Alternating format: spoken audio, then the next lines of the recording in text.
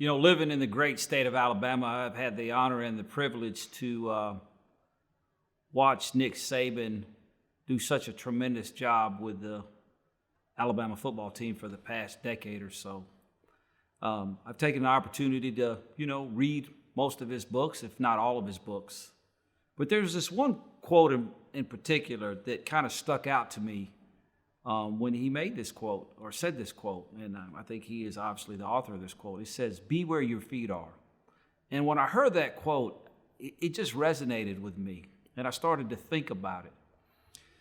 And I think it's a principle that he obviously is applying to his football team. But it applies to sports. It applies to life. It applies to business. And it obviously applies to me. So be where your feet are. And the more and more that I thought about that and what it meant to me is, you're always going to be where your feet are. And since you're going to be there and you're in the moment, you have to pay attention and make the most of being there. And if you're daydreaming about the future, or if you're wallowing in the past and you're not making the most out of being in the present at all times, and it's not that if you're daydreaming or you're not giving it 100% one day that is going to be, a business altering, destructive thing that's going to destroy your business. But there's an old saying, it's death by 1,000 cuts. So if you're not present in the moment today, and you're not present in the moment tomorrow, and you're not present in the moment the next day, and it turns into months and it turns into a year, then all those dreams you have in the future are not going to be there.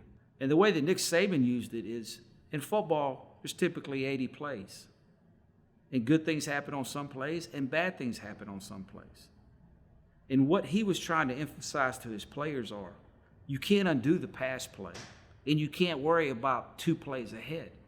All you can do is be where your feet are, focus at that time, learn from that moment, gain as much knowledge from that one moment that you're in where your feet are, which will then help you in the future.